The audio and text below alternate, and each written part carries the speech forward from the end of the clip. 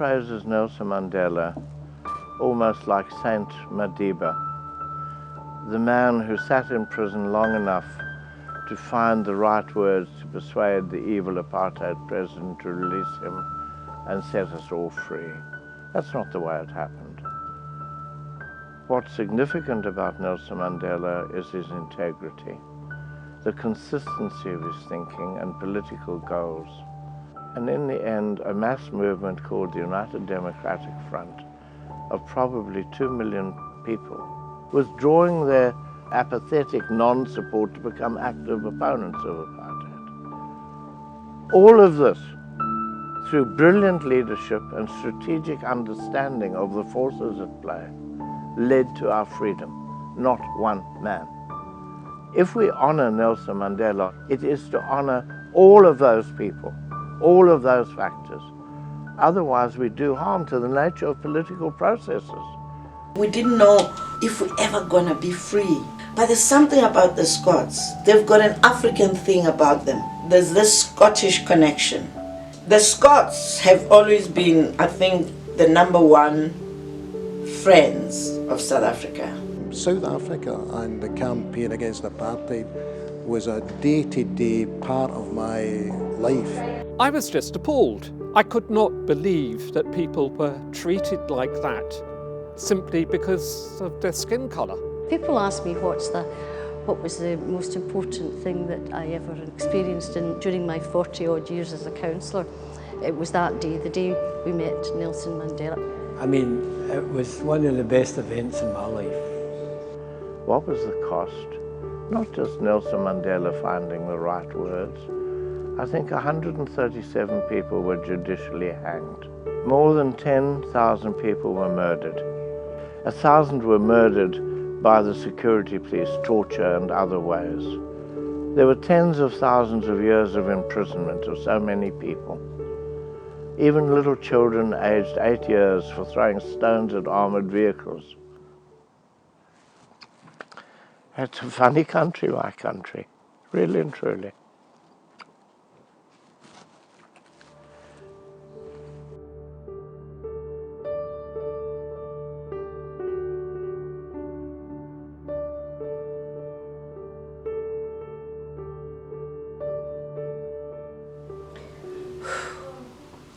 Where do I start? Living under apartheid was the most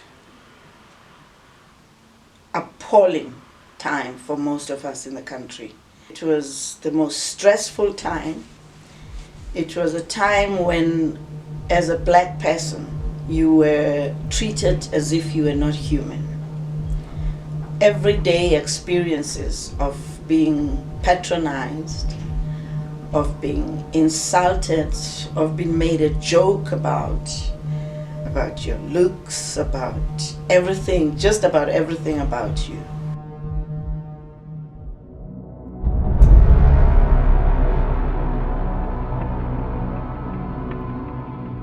I grew up in a home where people of all races and all social classes visited, and I was taught and expected to respect people because they were people. Born in 1933, by 1939 I was reading newspaper headlines, knowing about World War II, knowing about what was happening in Nazi Germany.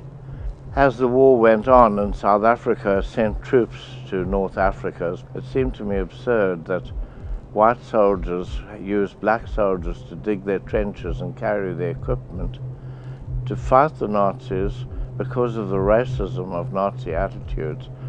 And we lived by racism by law in South Africa, unless at some point I would do something about it. I mean, it was outrageous that if you were black and a child, you didn't get vaccinations. If you were black, you probably didn't have a decent school to go to. You didn't have street lights, pavements in the places where you lived. You were not allowed to live wherever you liked. You had to live where the government told you. If you were in a so-called white area, then you had to have a pass. I grew up seeing things that I remember my father talking about some of the things they went through. Night raids you know, when they would come in the middle of the night. I remember when I was still a young girl, they used to have what they called a blackjack. They would come house to house and search for whatever they're searching for, search for if you've got the permit to be living in that house. And they would just abuse and disrespect your parents right in front of you. These things were done by young Afrikaner boys who were policemen or whatever from authority of the apartheid regime.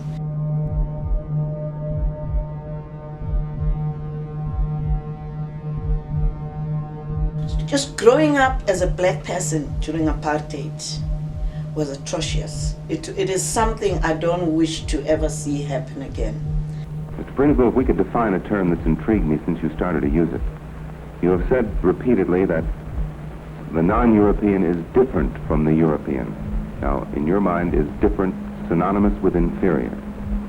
I think it is a generally accepted fact today that the non-European is at the lowest stage of development. I'm a first-generation South African with such privileges, I couldn't justify it. Seeing the racism at work and saying, but this can't be right. Now, my heroes during World War II were the people who fought behind the Nazi lines in the Spanish Civil War, the International Brigade. These were heroes. They fought for justice. They were all volunteers. They all served without pay, or for practical purposes, no pay. They all paid very heavily for their commitments. Put me on the train, send me back my home. Couldn't live without you. Freedom was more important than their own lives. These were my heroes. If the time came, that's what I would do. And the time did come.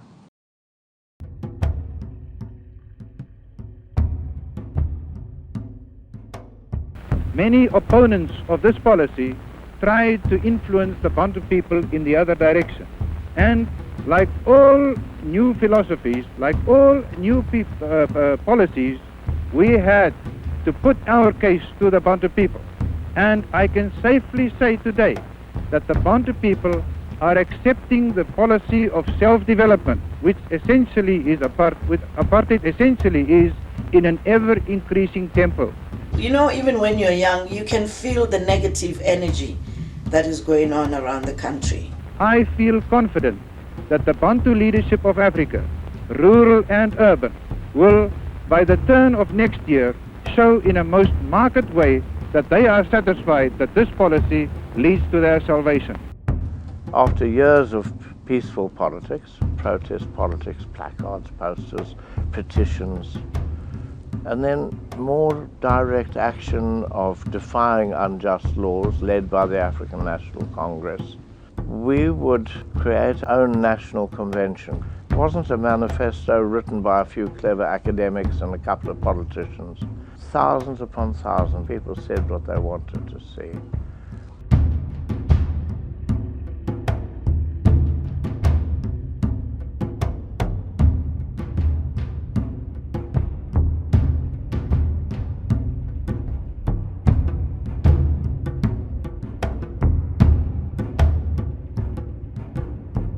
But the apartheid government thought this was high treason. I lost my job on the railways, a government job, because I was opposed to the government, wanting a new South Africa. 156 people arrested, charged with high treason. But also in 1960, there was a massive campaign against the pass laws. Pass laws were the badge of oppression, which controlled the lives of all African people, where they could live, where they could work, had to have permission to live in the city, if they had a job, if not, etc. They would go and apply for what they used to call the pass then, the ID document. We used to call it the dom pass, they called it. And how they would be searched and stripped naked. It was called tausa. They would be stripped naked and sprayed with water. We actually knew that if people didn't have a pass on them, they could be arrested When the government tried to extend the past laws to women, there were protests. The South African woman, the white woman, occupies a privileged position in the world because of the abundance of servants and cheap labor here. Wouldn't this somehow conflict with what you're trying to do, arouse women to a protest? I think you're putting the standard of morals very low if you reckon that we are going to go on supporting apartheid just in order to keep our servants. There was a protest in a place called Sharpeville in 1960. People gathered to hand in their passes. The police opened fire, killed 69, wounded 189. Just to behave in that kind of way, simply so you could control the population, was something I just think we all found to be outrageous. I was very young. I was 8 years old in 1960, May 21st. And we're now all living in our house in Soweto. That whole incident of people being killed and shot from the back, because you know the stories, how people were running away and they were shot. It's still a painful thing to remember. There was times when we had to focus and realize that we are being treated like animals. When the Labour government was elected in '64, immediate action was taken to impose an arms embargo on South Africa, simply because the armoured cars that were used at places like Sharpeville and Cato Manor were actually manufactured in the UK. And we put a stop to those hippos and Saracens actually being sent out to South Africa, which is probably the first great victory that the anti-apartheid movement had. Huge protests and a state of emergency. 20,000 people arrested. I was and my mother was. Strange having my mother, my comrade mother, having a visit with me in the same prison, from the women's section to the male section. And this went on for 4 to 5 months and we were released. We thought things would change, but they didn't. By the time that I got involved in the anti-apartheid movement at college, and obviously I was 18, 19 by then, there was no peaceful political solution on the cards in South Africa. The ANC and various other organisations had all been banned. Just being a member was an act of treason. That meant that you could be executed. There was a time when I believed we are actually going to, the only way to end apartheid is for us to go to war. We're going to have a war, a full-on war, because the apartheid regime was so determined to hold on to their evil power. After these massacres, our people started individual acts of terrorism.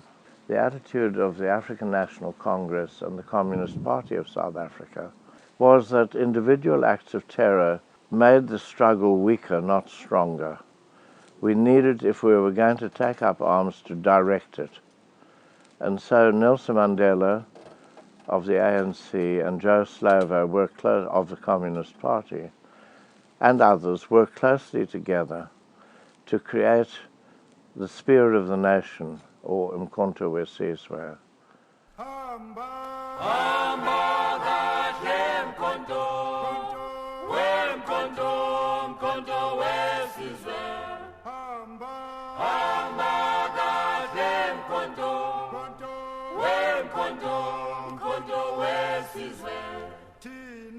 Tina baba Umkhonto sizimisele ukuwabulala wona amabu.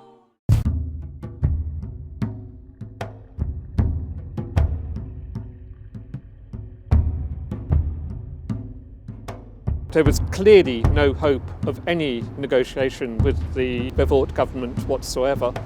So I don't think any of us really, of my generation, had a problem with the armed struggle. And it was difficult to work out what else people were supposed to do. Denis, we need you. You're a trained civil engineer, and we need technical people. Will you be our technical officer in the Western Cape? Yes. What about your family? Well, freedom costs, I know. We need thousands, tens of hundreds of thousands of hand grenades and landmines and explosives by the ton. Will you make them? Well, yes. Governments don't like it when you tear up their telephone lines and power lines and what have you. Nelson Mandela came to various places in South Africa, and I met him there in a secret meeting in Cape Town, and said, Nelson, said, okay, we're going to take up arms, you say, but what's the goal of this? What are the war aims? And he said, freedom. I said, yes, but what's that mean? And he said, well, equal political rights. I said, what's that mean? Well, one person, one vote. Equal rights, one person, one vote in collective electoral process. I said, well, how long is this going to take? What do you expect? And he said he didn't know. There's no way of knowing. And we might reach the point where our people can't continue. They're exhausted. We might have to settle for less than we want. New legislation, a law, 90 days detention without access to lawyers. In other words, a license for torture. If you take up arms against a militarized, powerful state like the Apartheid state, who during the state of emergency could put 200,000 soldiers in the field, plus police, survival is a very chancy thing.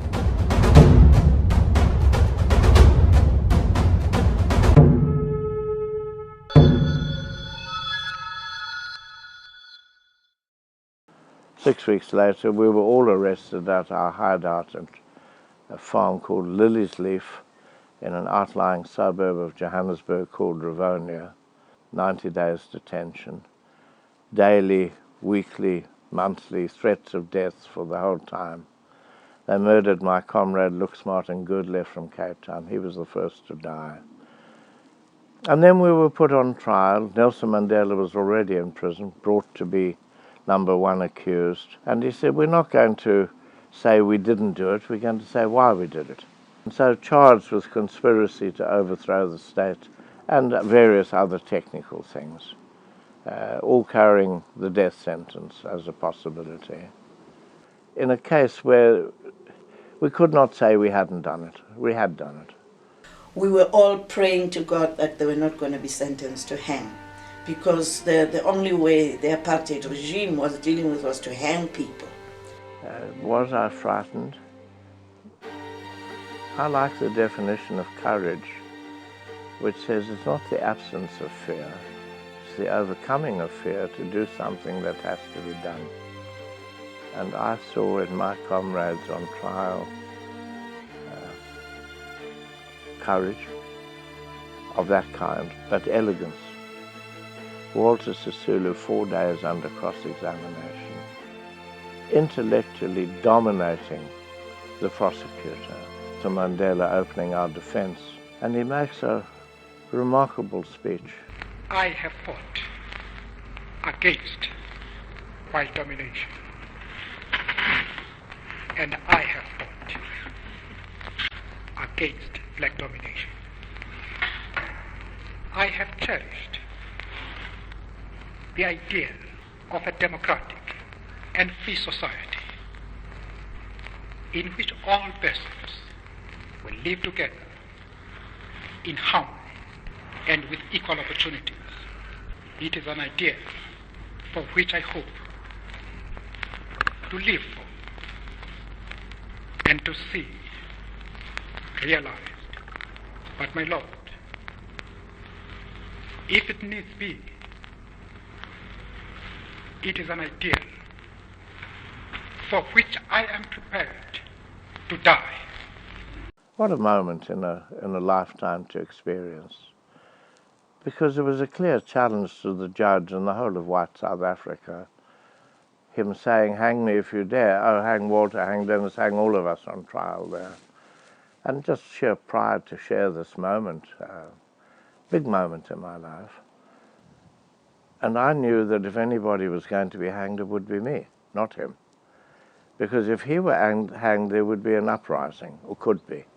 If I were hanged, my black comrades would have mourned me, but there wouldn't have been an uprising. That's a social and political reality. But it would have satisfied a lot of white people that the government is dealing strongly. You see, these black people in apartheid thinking can't do anything without a clever young white engineer to tell them what to do. And it's such a nonsensical approach to a person like Nelson Mandela, who was really and truly an intellectual. The judge found us guilty, most of us on 4 counts, and so said that the ultimate sentence was the appropriate sentence. But it was charged under the Sabotage Act, so it could allow some leniency, life on all 4 counts. 31 years old, I'm going to die 4 times over. But the people who pay the price are the children. Why my daddy? Why my mommy in prison? And it's painful. And what about my spouse? I asked her to leave because I had escaped once from prison and been recaptured. After I escaped, they arrested her and threatened to take the kids and put them in separate orphanages. They did it to all our wives. The terror of that is worse than anything they could do to a man. Was I afraid? Yes. I overcame it.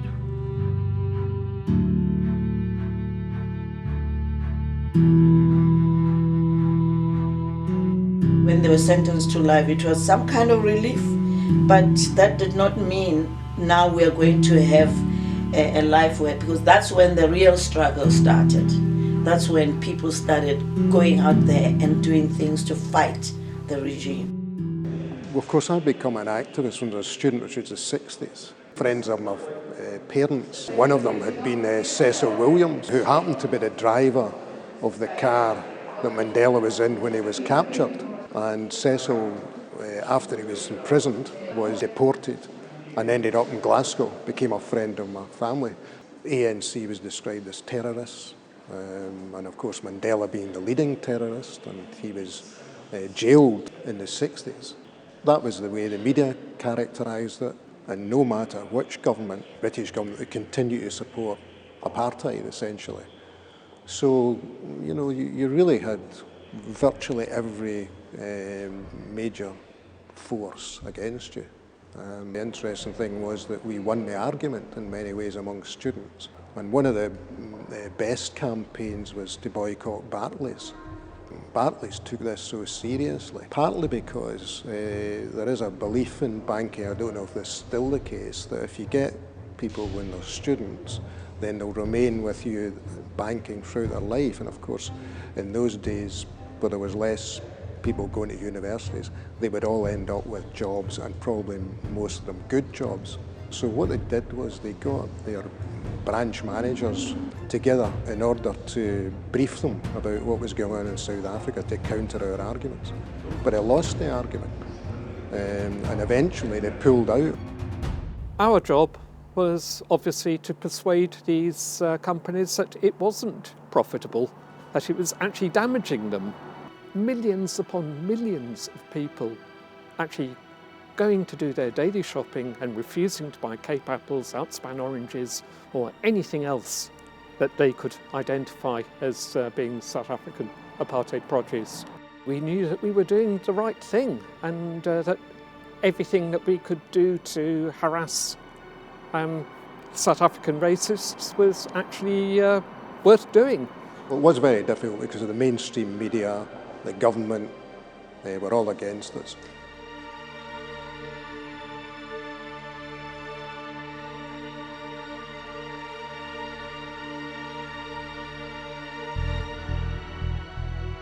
I want you to understand the brutality of it, the inhumanity of it. We were confident we wouldn't die. We were certain apartheid was living on borrowed time. I don't know how I keep going, but I'll tell you a secret. In prison, we were allowed to buy records. And somebody bought a record of Kenneth McKellar. And he sings Harry Lauder's song, "Keep right on to the end of the road, keep right on to the end." Though the road be long, let your heart be strong. Keep right on to the end. And you just have to keep on to the end. Though the way be long, let your heart be strong. Keep right on round the bend. Though you're tired and weary, still journey on till you come to your happy abode. Where all you love, you've been dreaming of, will be there at the end of the road.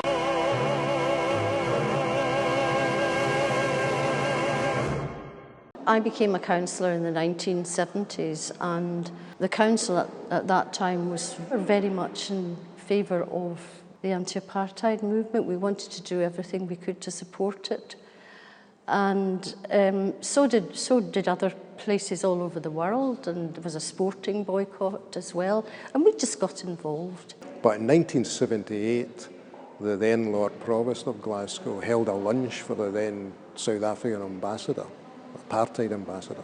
We had a picket outside the city chambers of about 1,000 people, and then the Lord Provost making a reference to Rhodesia, and it was on the cusp of it winning its independence. He said, "You can't expect people to come out of the jungle and straight into government," and I quote.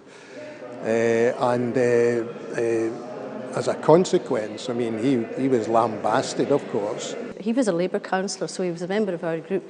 That annoyed us so much that we expelled him from the Labour group. We couldn't actually remove him as Lord Provost. That was not allowed at that time, although we could have done it nowadays. But we expelled him from the Labour group. And the incoming Lord Provost, partly to compensate for this, at our suggestion, and then a resolution through a Labour Party branch, called for Mandela to be given freedom of the city. One day, a member of the Labour Party came to my office to say that one of the constituency Labour parties in Glasgow had passed a motion asking for us to make Nelson Mandela a freeman of the city. And I thought that was a fantastic idea. It was actually in the back of quite an embarrassing situation. And I'm not sure if that hadn't happened, we would have won the agreement to give freedom of the city, but it was certainly to try and compensate for that. Our decision, which was ratified by the Council in 1981, not unanimously because the Conservatives voted against it, the decision was greeted by the press with outright condemnation. You know, we were honouring a terrorist, we were besmirching the name of Glasgow, etc., etc. But one of the things that really cheered me up was that same day, when all the bad press was surrounding us, I heard on BBC World Radio a very neutral report of what we had done. No condemnation, no praise, just neutral. And I thought, that's going out through the whole of the world, through BBC World Radio, and maybe we will have made a difference. So that was quite a day, even although he wasn't there to enjoy it. He was considered to be a terrorist, and in fact, if I remember correctly, Amnesty International would not adopt him as a prisoner of conscience because of some of his actions. And of course, Margaret Thatcher was Prime Minister at the time, and she had no time for Nelson Mandela or for the boycott of South Africa. But the boycott spread and spread, and Michael Kelly, who was the Lord Provost at the time, actually organised a worldwide petition of mayors supporting the freedom of Nelson Mandela. And I think, if I'm correct, that he got 4,000 mayors across the world to sign this. So there was a momentum.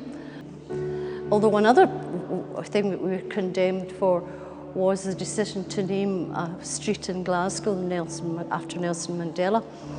And at first somebody suggested that we name a small lane off Bass Street after him, but that wasn't good enough. We decided that we were going to name the square where the South African consul had his office, Nelson Mandela Place.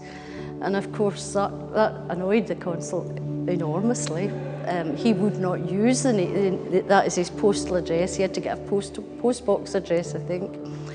And I think the Glasgow Evening Times condemned it as a bad move.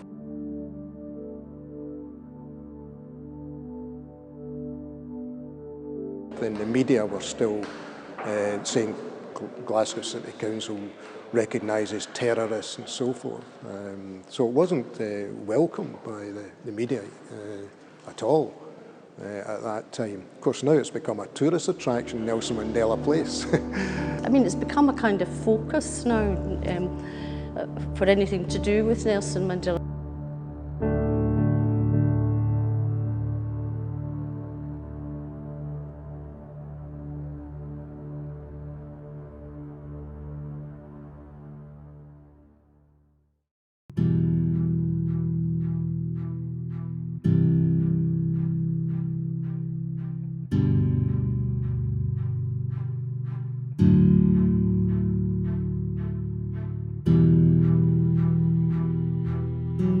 I was released in 1985, first of our group. There were long negotiations involving the ANC. Able then to rejoin the ANC and to become its spokesman in London. Lots of media work, travelling all over Britain, all over Europe, America, Canada, winning solidarity for our cause, persuading governments who were a bit standoffish to take a stand against apartheid and to actually give positive support to the African National Congress, and getting a very good response in Scotland. Scottish people have I believe, an inherent understanding of national oppression. They feel different and they feel they're sat upon. The Scots have always been, I think, the #1 friends of South Africa. Like there's this Scottish connection, you know, and I think it started a long time ago, even before I knew the Scots. I mean, I was connected to the Scots. I married a Scotsman. I was married for 19 years. I think a lot of Glaswegians have an international outlook, which is good, and this is just part of it. I mean, I've met all kinds of people, nationalities. I've been to Germany, I've been to Italy, but there's something about the Scots. They've got an African thing about them. I don't know what it is, but they have this African thing about the Scottish people. Well, I think Nelson Mandela himself said that the actions of Glasgow, because we were the first of many cities to make him a freeman or otherwise honour him, I think he recognised that we had been leading the way. And I also think that although that now is many years ago, nearly 40 years ago, I suppose, young people today are aware of what we did and of Nelson Mandela's bust here and the fact that he was a freeman of the city. The 30 years it took required our mass political campaigning, legal politics, literally bankrupting the apartheid state as a militarized state, unable to continue, morally, politically, financially. Then they were prepared to negotiate. Tambo was an extraordinary man in all kinds of ways.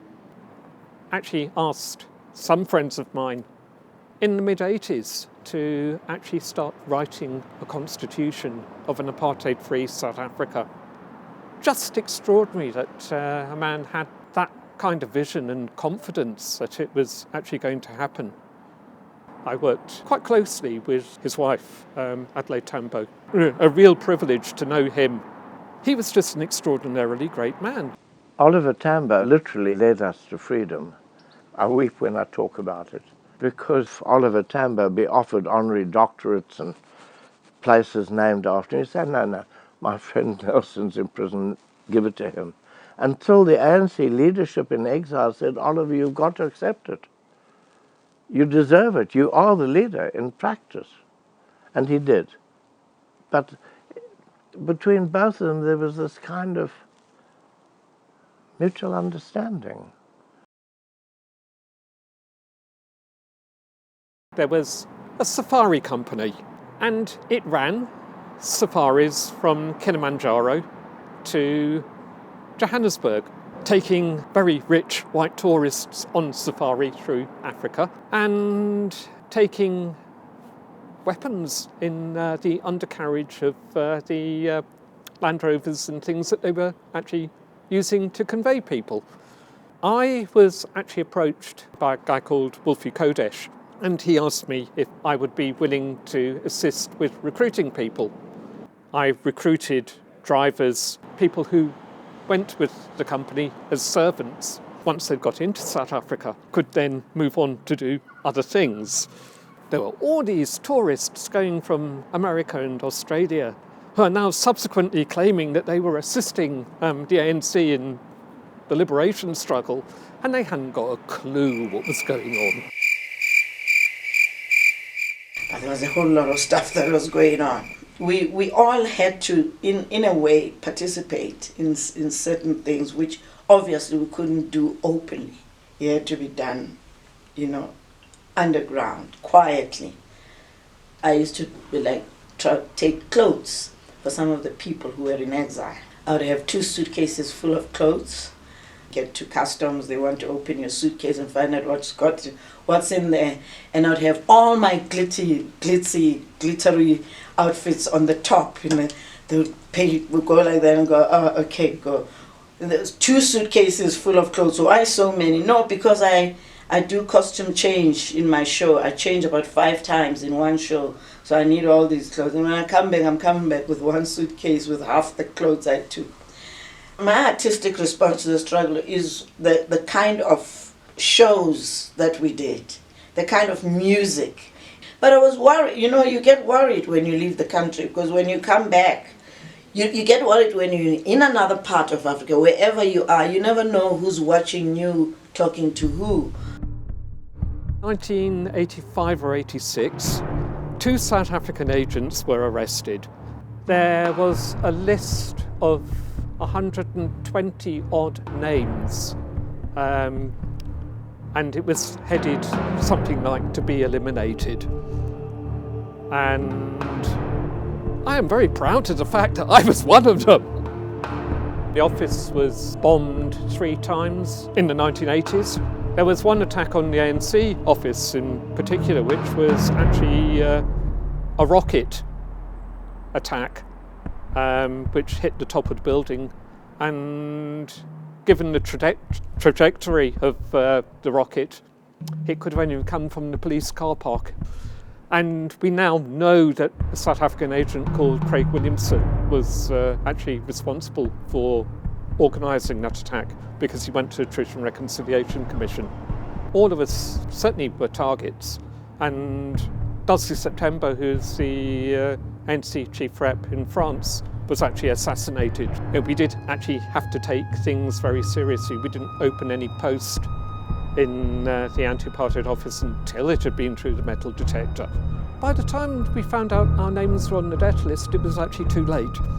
And that's what we all basically decided, doing the sensible things like not taking the same route home. There were certain precautions that you just actually had to take, and you just eventually got to do it automatically. No one in the UK was actually killed, for which I think we have to thank the fact that they didn't want to embarrass the Thatcher government. People who were on that list, when they left the UK, were actually assassinated. We certainly knew that we were targets.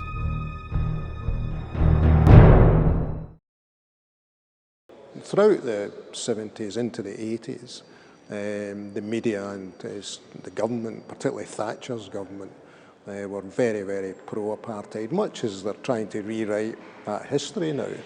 The first thing I think about Margaret Thatcher was that she was determined to rehabilitate the apartheid state. She actually invited President Botha on a state visit to the UK.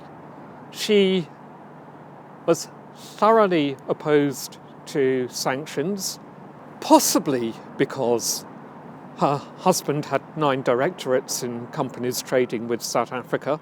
She used to say that sanctions would damage the very people that we were trying to help. And the answer that she got from those very people was impose sanctions, and she ignored it, and she was ignoring it because actually Britain was making a huge profit. It was only when they realised that they were losing the argument and that the bigger problem might be if they couldn't control it for post-apartheid that they moved their position to be calling for Mandela's freedom. But that was very late on, very, very late on. I think the worst moments were when we were outside South Africa House, when we knew that someone was going to be executed.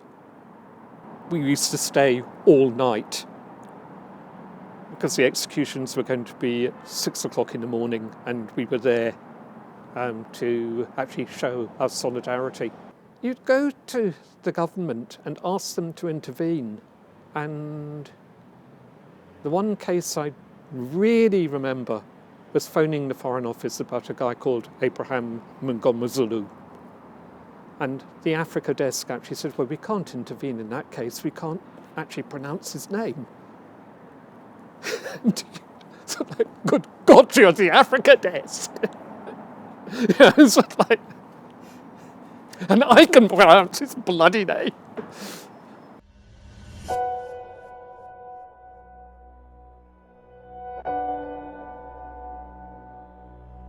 I think sometimes we didn't even believe that we were ever going to see Nelson Mandela. We didn't know if we were ever going to be free. I thought it wasn't going to happen in my lifetime.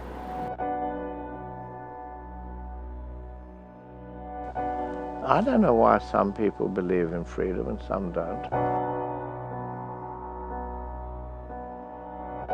It was announced the previous day. We managed to get in the theatres in Glasgow an announcement that there would be a celebration in Nelson Mandela Place.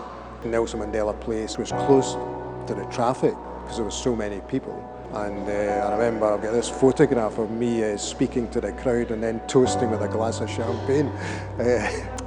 So that was the day was freed. But of course, actually the next 4 years until the elections were actually very, very difficult.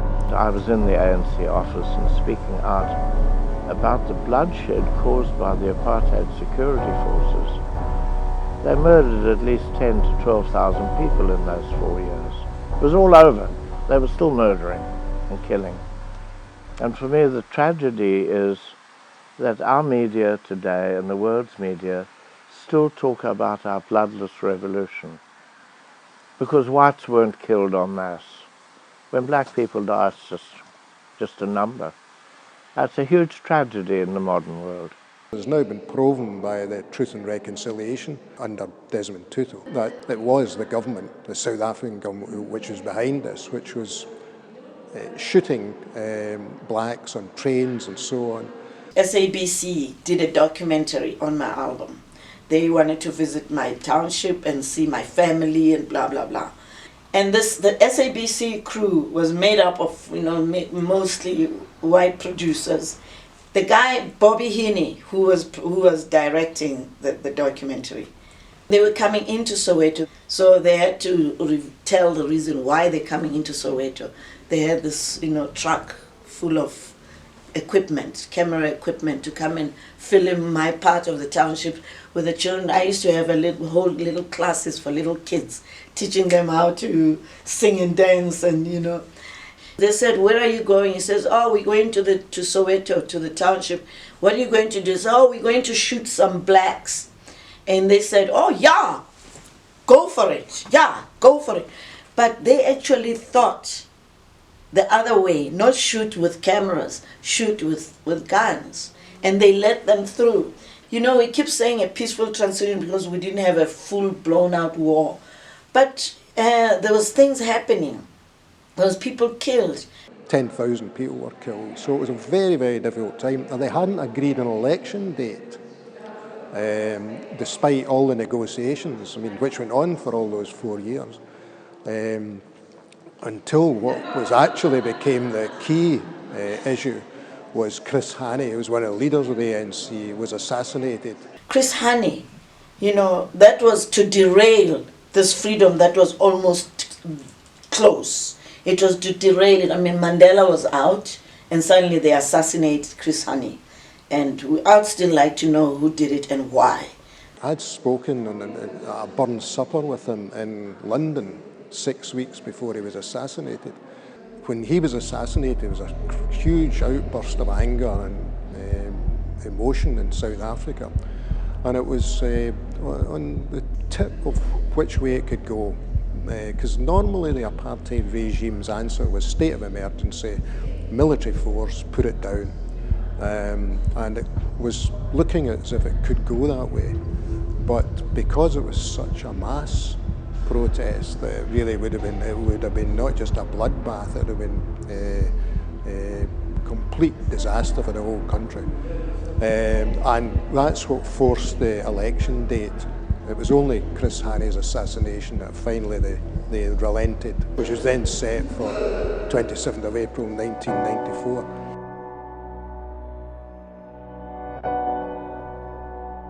And of course Mandela came here in October '93.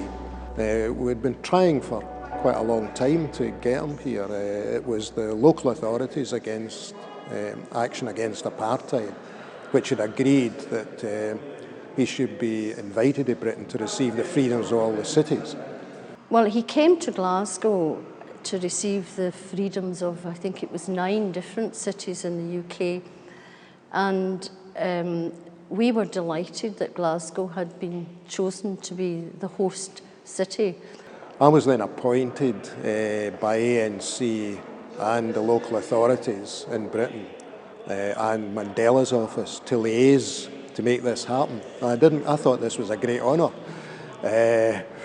until I got down to it, and to try and persuade the 9 cities to come to the one place was virtually impossible. We wanted him out of London so that, anti-apartheid, he'd been in London, he'd been at Wembley concerts and so on. Aberdeen held out.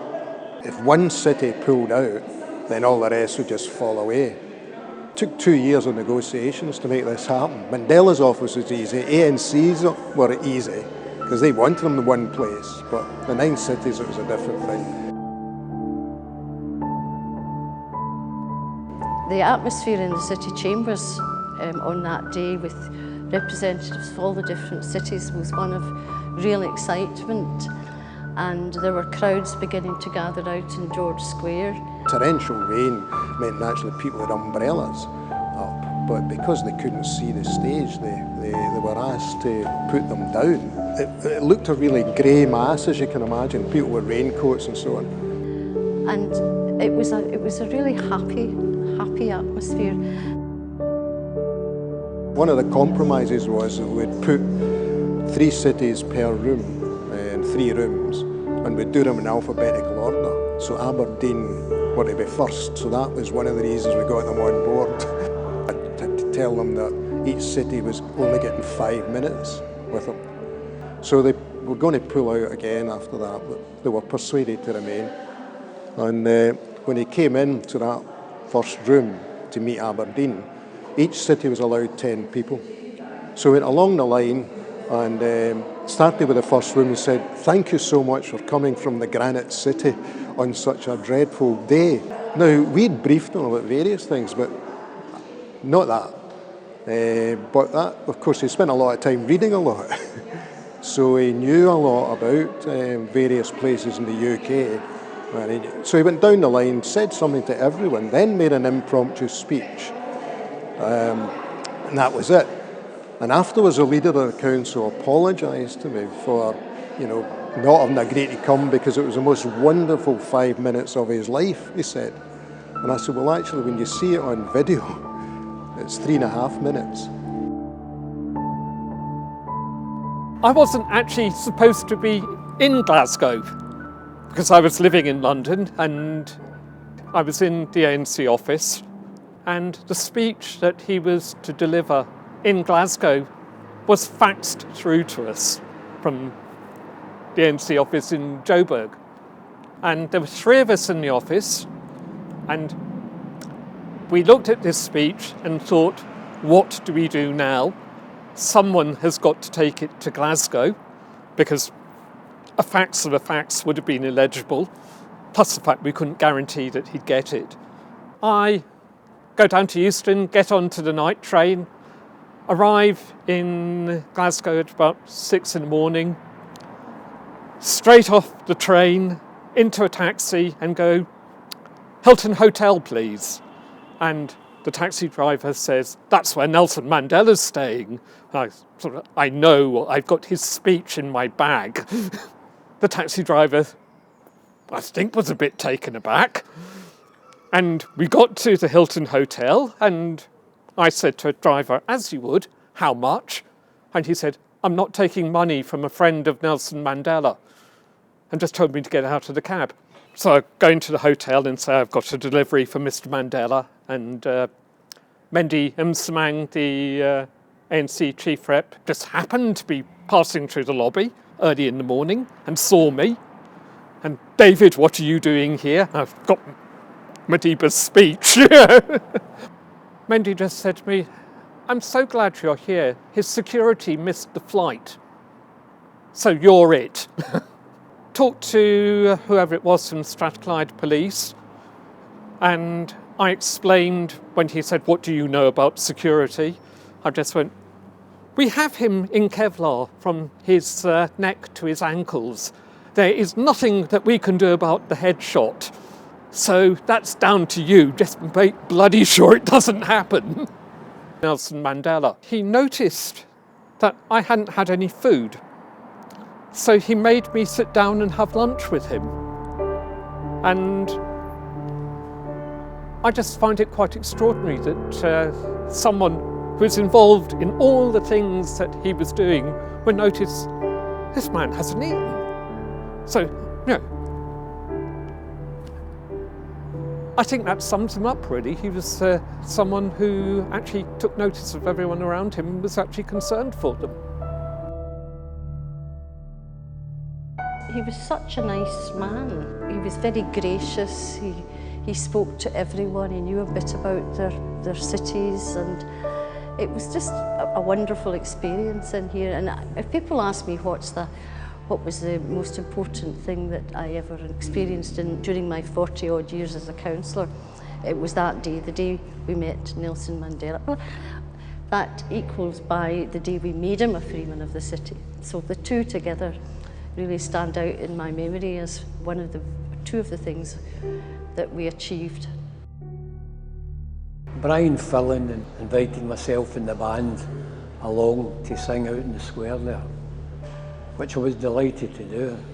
Myself and the band at that time always liked to have a mixture, not just political songs, but Scottish songs, Irish songs. We were waiting to go on stage, and the weather was absolutely terrible. We sang the John McLean March because we knew Eurydice Choir would sing in the Freedom Come All Ye. What an atmosphere in the place. It's a pride when you're doing it because you think of the man and you know what he went through. But Brian Fillon, who I mentioned, he was rather excited and he forgot to introduce me to Nelson. So I decided halfway through proceedings I'd introduce myself to Nelson. And I think the special branch man just about fainted. But he just said, it's a delight to meet you. And I said, I was delighted. I never washed my hands for a fortnight. But then I'll never forget, there was a South African singer, Marah Louw was her name. And her and Nelson Mandela started dancing. And you can imagine the size of the crowd out in the square. When he danced with Marah Louw, it was as if the sun just shone on this crowd, because of everybody grinning, you know, a wonderful sight. I'm all dressed up in my African outfit looking gorgeous. When I start singing, instead of going away, he joins me on stage. I'm telling you, I felt as if I had died and gone to heaven. I could not believe that I was dancing with Madiba on stage in Glasgow in the rain. The audience went ballistic. They were screaming and cheering. And I always loved this because from the back of that crowd, this Glasgow voice shouted, "Gun yourself, big man." Now, to think the President of South Africa was up there. I mean, it was one of the best events in my life. That, I think, that's one day that I will never, ever, ever forget. It's going to live with me for the rest of my life. It was, sure, it was hectic. I mean, I think one has different kind of feelings because of being so closely involved for so long. South Africa and the campaign against apartheid was a day-to-day part of my life. This was just another kind of step in the process, because even when Mandela came, I mean, I was well aware that apartheid wasn't ended, and we still had to get to the elections. There had been these 10,000 deaths, and Mandela in George Square, that was the point he was making, was keep going in solidarity, because we are not there yet.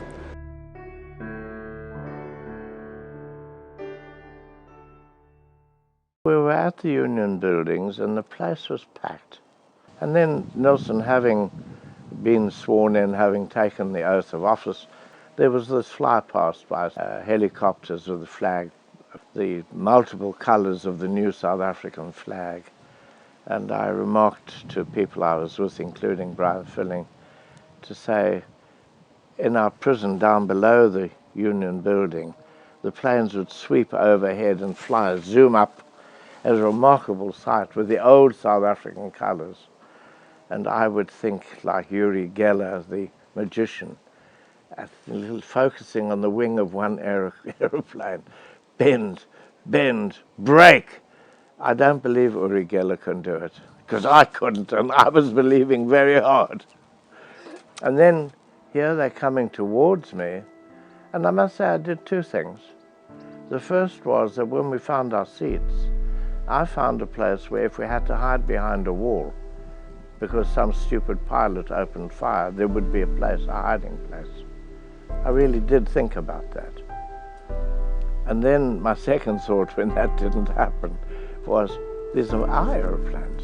They're on our side. That's a remarkable switch. But Nelson, in his inaugural speech right at the end, said, never, never, and never again will we allow this oppression of one by another to occur.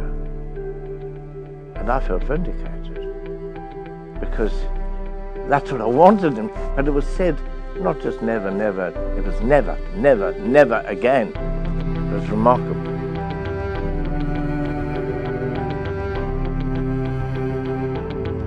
The shirt was, well, it was actually made for Mandela in 2013, and he never got to wear it. In fact, there was a whole number of them that were made for Mandela, and 15, I think, which he never got to wear because he was ill, and then he died, and the family didn't know what to do with them.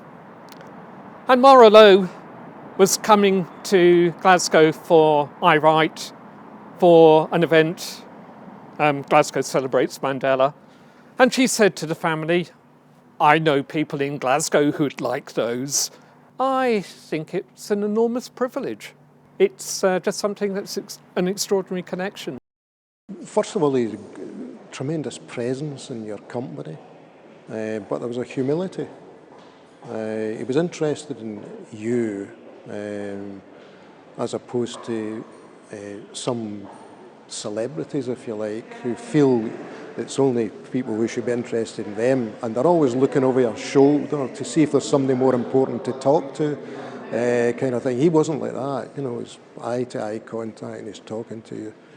And he was always inquiring and learning, wanting to learn. Everyone knows he had a great passion for education and about his own education and learning about things. But the other thing is that I think, and he's not alone in this, that a lot of the people whom I met in the liberation struggle, people like Walter Sisulu, Denis Goldberg, because of what they've gone through, years imprisonment, torture in some cases, many family members and comrades killed. They are a different kind of people. So when people say, it's amazing that Mandela has no bitterness, but in fact, all of the political prisoners, I think it's only can be explained by what they had gone through. You know, when you spend many years in prison and apartheid authorities are trying to extinguish your hope, and you really begin to understand about humanity. If I were bitter, they would have won, because bitterness eats you from inside. I chose in clear thought what I was going to do. What makes me angry, and it's a totally different emotion, was the abuse of power by prison guards, by police, by the courts sometimes. This makes me angry, the abuse of power, the traumatizing of people for no purpose except resentment of being challenged, of trying to maintain an artificial superiority. And what's important to understand is that apartheid plays out as black-white racism. It was more complicated because there was black, there was colored, there was Indian, each with different sets of rights, and whites with full rights. People of color were oppressed in the interest of class supremacy of foreign investors. What was important was being a human being. People who are friends of mine were killed, and well, shall we say I actually went to too many funerals, and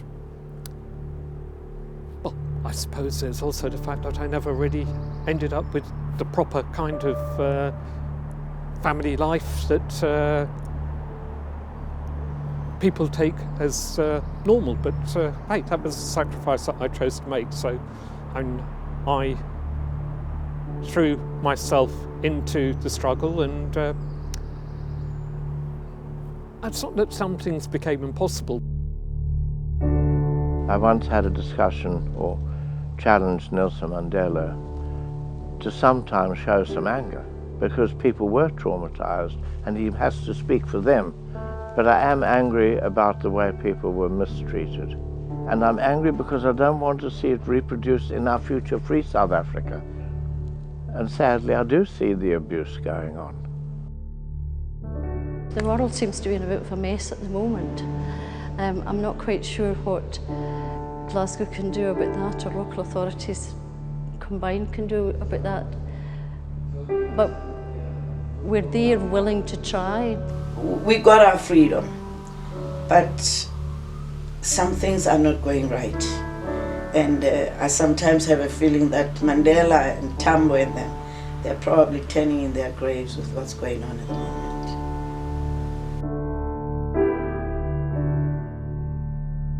We must now make promises happen one by one. Don't give up now. Let your politicians know you are watching every step they take. They made promises. Now they must deliver on them. I thank you. I travel the world speaking wherever I'm invited, because wherever I go in the 83 years of my life so far, I've seen corruption, I've seen cronyism, I see people looting our treasury when people are starving. I see ostentatious living. I see intolerance, I see inhumanity, I see racism, I see religious intolerance. I've seen that this kind of intolerance always leads to death and destruction of the lives of people. We need a society where people can develop to the full their own humanity. Not everybody is going to be a brilliant musician or brilliant mathematician or whatever, but to the fullest extent that they wish to develop their capabilities. Artists, actors, just workers, just being, just living their lives, having enough to eat, to love, to laugh, to be serious, to know that children won't die of hunger. This is our dream. And we're nearly there, and then we go backwards again. And my calling, arrogant if you like, is I have to talk about this. I've been through too much in my own country. And I see how much we've achieved and how much more we've got to achieve in my own country. In a world where Oxfam says 1% of the population takes home 50% of the world's income, and people are dying of starvation, and people are being bombed, and people are being killed, and we tolerate it, I have to speak out against.